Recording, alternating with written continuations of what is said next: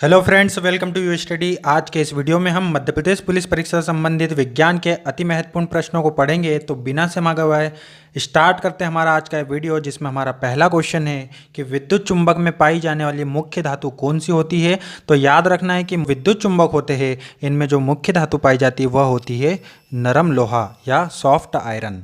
Soft iron जो है ये विद्युत चुंबक में पाया जाता है। विद्युत चुंबक क्या होते हैं?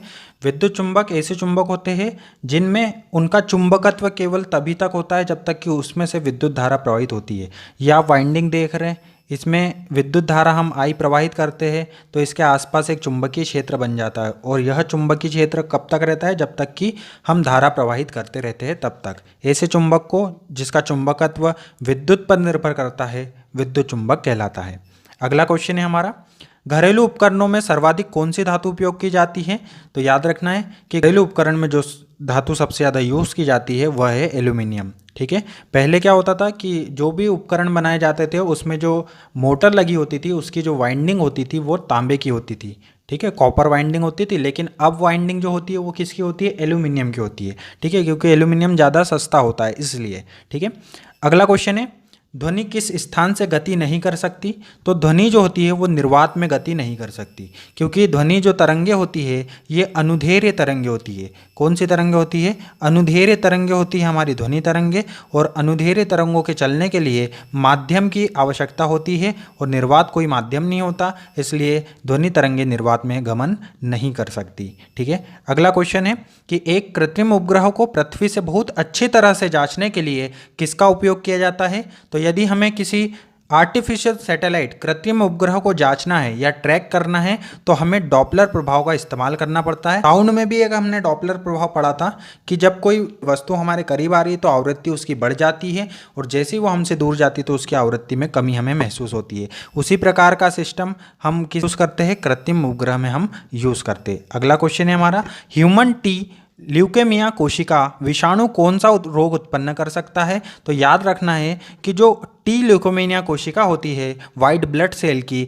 यह ब्लड कैंसर, रुधिर कर्क रोग उत्पन्न कर सकती है। टी सेल ल्यूकेमिया जो रहती है वह, यह आप देख रहे हैं WBC की ही कोशिका है। WBC में दो कोशिकाएं होती है, कौन कौन सी? एक होती है टी कोशिकाएं और एक होती है बी कोशिकाएं। तो इसमें टी कोशिकाएं जो रहती है ये ल्यूकेमिया या ब्लड कैंसर जैसा रोग उत्पन्न कर सकती है यदि इनकी संख्या ज़्यादा बढ़ जाए तो। ठीक है, अगला क्वेश्चन है हमारा, वो देश जिनमें पॉलिश चावल मुख्य अनाज में सम्मिलित होता है वहाँ के लोगों को कौन सी समस्या हो सकती है? तो ये जो पॉलिश किया हुआ चावल होता है या बिना छिलके का जो चावल होता है उसमें विटामिन B1 की कमी होती है। विटामिन B1 की कमी होने से जो रोग होता है उसका नाम है बेरी। ठीक है, ये बेरी रोग होने के सिम्टम्स आप चित्र में देख पा रहे हैं, ये बेरी रोग होने के सिम्टम्स है। ठीक है, अगला क्वेश्चन है, अल्प रक्तकता किसकी कमी से होने वाला रोग है? तो अल्प रक्तकता जो एनीमिया होता है यह लोहे या आयरन की कमी से होने वाला रोग है। एनीमिया का पता कैसे चलता है? लो हीमोग्लोबिन होना यह एनीमिया का एक लक्षण होता है। इस और हीमोग्लोबिन में क्या आता है? हीमोग्लोबिन में आता है लोहा। ठीक है, अगला क्वेश्चन है, अधिक अमीनो अम्लों का यूरिया में परिवर्तन कहाँ होता है? तो अधिक अमीनो अम्लों का यूरिया में जो परिवर्तन होता है वह होता है लीवर में। यकृत में अमीनो अम्ल जो है वो यूरिया में बदल जाते हैं, इसके बाद ये किडनी से होते हुए हमारे शरीर से बाहर हो जाते हैं। ठीक है, अगला क्वेश्चन है हमारा, एक प्रोकैरियोटिक है। तो याद रखना है कि प्रोकैरियोटिक क्या होते हैं? एक जीव जिसकी कोशिका में झिल्ली रहित केंद्रक पाया जाता है। प्रोकैरियोटिक वह कोशिकाएं होती है जिनमें झिल्ली रहित केंद्रक पाया जाता है, और ये जो आप देख रहे हैं पहले नंबर का डायग्राम ये यूकैरियोटिक है, जिसमें क्या होता है? जिसमें केंद्रक होता है और उसके साथ ही केंद्रक झिल्ली भी पाई जाती है, लेकिन प्रोकैरियोटिक में कोई भी झिल्ली नहीं पाई जाती। ठीक है, अगला क्वेश्चन है हमारा, मटके के अंदर संरक्षित जल ठंडा होता है क्योंकि क्या होता है कि मटके में छोटे छोटे छिद्र पाए जाते हैं जिनसे जल जो है वो वाष्पित हो जाता है। तो पहला ऑप्शन हमारा करेक्ट रहेगा, छोटे छिद्रों से जल वाष्पित हो जाता है।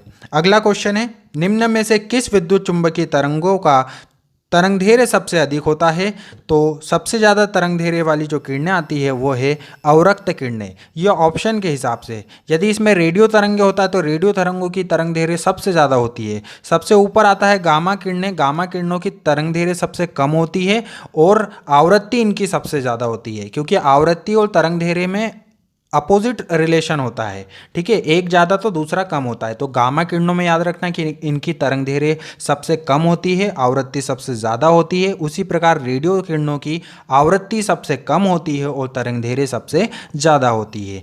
अगला क्वेश्चन है हमारा, स्वेट पसीना में क्या क्या होता है? तो पसीने में 99% वाटर होता है, सॉल्ट होता है, विटामिन सी होता है, एंटीबॉडीज़ होती है, मेटाबॉलिक वेस्ट होते हैं और लैक्टिक एसिड होता है। और ये जो लैक्टिक एसिड होता है, यह जो केमिकल इसमें निकलता है वह मच्छरों को आकर्षित करता है। तो इसका करेक्ट आंसर हो जाएगा जल, लवण और अपशिष्ट पदार्थ। ठीक है, 4th नंबर का ऑप्शन सही रहेगा कि पसीने में क्या क्या होता है, जल होता है, लवण होता है और अपशिष्ट पदार्थ होते हैं। अगला क्वेश्चन है हमारा, निम्न में से कौन सा कोशिकांग श्वसन में भाग लेता है?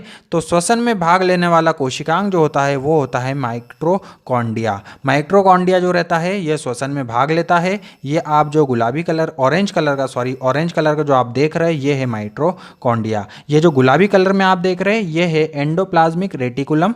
और राइबोसोम जो होता है, ये छोटे छोटे आप देख रहे होंगे, ये है राइबोसोम। राइबोसोम को प्रोटीन की फैक्ट्री भी कहा जाता है। ठीक है, अगला क्वेश्चन है हमारा, निम्न में से कौन से ग्रह है जिनके चारों ओर कोई उपग्रह नहीं होता? तो सूर्य के पास वाले 2 ग्रह याद रखना है जिनमें कोई भी उपग्रह नहीं होता। तो कौन से सूर्य के सबसे पास वाले ग्रह है? बुध और शुक्र। बुध और शुक्र में कोई भी ग्रह नहीं होता है। पृथ्वी से लेकर बाकी सभी ग्रहों में उनके उपग्रह पाए जाते हैं। अगला क्वेश्चन है, बहुत सारे कवक मानव में रोग उत्पन्न करते हैं। तो ऑप्शन में से कौन सा कवक है जो रोग उत्पन्न कर सकता है? एस्परगिलिज्म, ये जो दिख रहा है आपको एस्परगिलिज्म, ये 3rd नंबर का ऑप्शन, यह है कवक जो मानव में रोग उत्पन्न कर सकता है। अगला क्वेश्चन है, निम्न में से कौन सा एक असत्य फल है? तो जो सेब होता है, सेब एक असत्य फल होता है। ठीक है, ये भी याद रखना है कि सेब एक असत्य फल होता है। अगला क्वेश्चन है, पादप के लिए उपयुक्त सबसे संतुलित उर्वरक कौन सा है? तो पादप के लिए, पौधों के लिए सबसे जो बैलेंस फर्टिलाइजर होता है वह होती है कंपोस्ट या मिश्रित खाद जिसे हम कहते हैं।